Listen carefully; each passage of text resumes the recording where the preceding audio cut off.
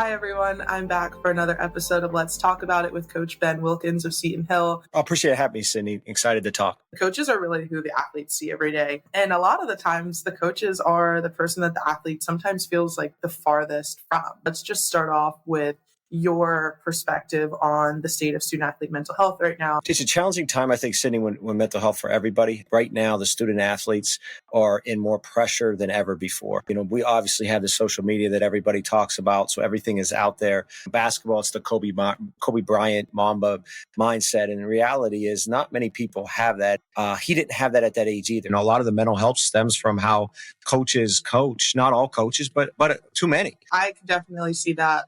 When I was playing youth sports, I absolutely loved basketball, and I definitely think some of that pressure, mix of coaching, a lot of different factors kind of took some of my love from the sport. What do you think is your responsibility as a coach to support your student athletes? I always say, I'm not coaching basketball. I'm coaching people that play basketball. And then I spend a lot of one-on-one time. We go for a lot of walks. I'm a big walk person, Sydney. A walk, when you look ahead, it's easier to be open and vulnerable because you're just seeing space. You're not seeing that person that maybe is a little bit more, intimidating. In America, we have a problem when someone comes and you always say, how are you doing? And Sydney, you say, I'm doing great. And then I don't really care what you say. I don't listen. And I just go right on.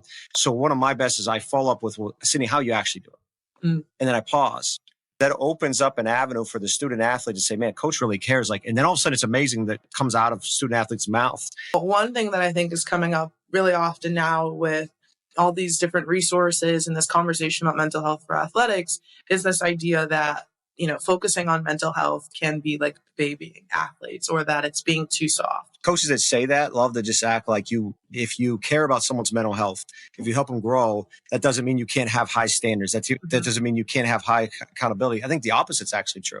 I think it's easier for me to have high standards for our guys, to hold them really accountable because they know I actually care about them as a person. I found for myself, it's not always about having the coach that's always upbeat and is like my best friend, but really just that coach who I know that I can have a real conversation with, because coaches are so busy. There are so many things, that they're thinking about every day. One of the best things I think we do in culture is at the end of practice, we bring it in and we say, who are the culture guys of the day? It gives a safe environment where the guys feel comfortable talking about each other. And then other people in the circle realize that act really helps. So they start to do it more. So it's not just me in our program, Sydney, doing this. It's everybody. One thing that I really struggled with during my sophomore year was being able to deal with my own disappointment, but also to communicate disappointment with my coach. It's really hard sometimes for players, one, to deal with not playing, but two, to be able to communicate with the coach. No one wants to seem like they're not for the team. How do you handle a student athlete's low mental health or struggling with their mental health when it's about playing time? I love that question, Sydney, because the reality is everybody wants to play. First of all, I think a little bit for me is having empathy. Like you said, they're not coming selfishly. They're coming because they want to play. And we want guys in our program that want to play. You said you were a sophomore, right, Sydney? Mm-hmm. So we come back to the landscape of how hard mental health is. Today's society, we get everything way quicker. The true growth of a student athlete is usually early on, you don't play. And then you learn lessons and you grow and you improve both physically and mentally to be able to play as an upperclassman and contribute. So trying to give them stories of other players within our program or examples that people that improve, showing that this is a normal thing. I address our team early on. There's probably going to be 2, maybe 3 people in the whole program that are super happy with their roles. I'm the head coach, so I'm one of them now. But it took me 20 years to become the head coach. And even the 5th guy, he wants to be the top scorer. The 7th guy wants to be the 5th guy. Other than the top leading scorer guy, everybody else doesn't dream. No one dreams of being the 7th man when you're a little kid. And those are tough conversations. Not tough.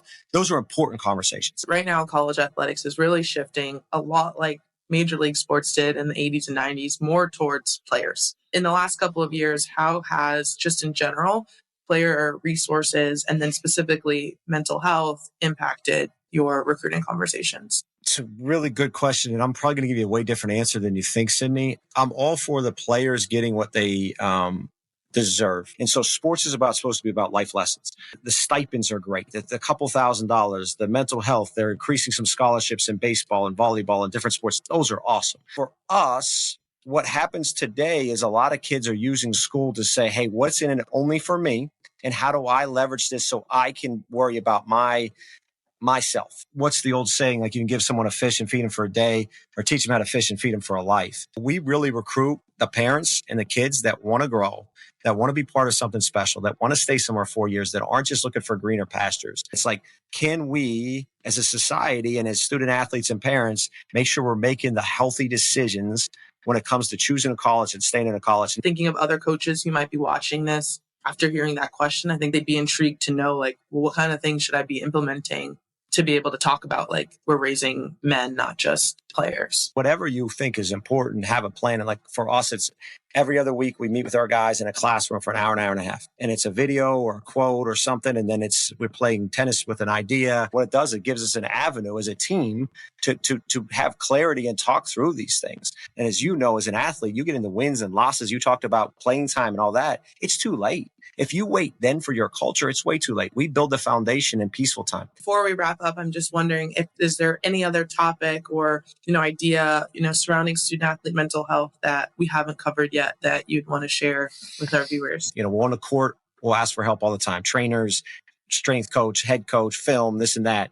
But for whatever reason, the mind is the most powerful thing in the world. But we think if you need help for the mind, it's weakness. Wow, that is a great message. Thank you, Coach Ben, for coming on the show. I can't wait for everyone to see this. Awesome. Thank you, Sydney. Hey guys, it's Sydney. I hope you enjoyed this episode of Let's Talk About It. If you did, make sure to leave a review and send it to a friend. Let's keep this conversation going. I'll see you guys next week.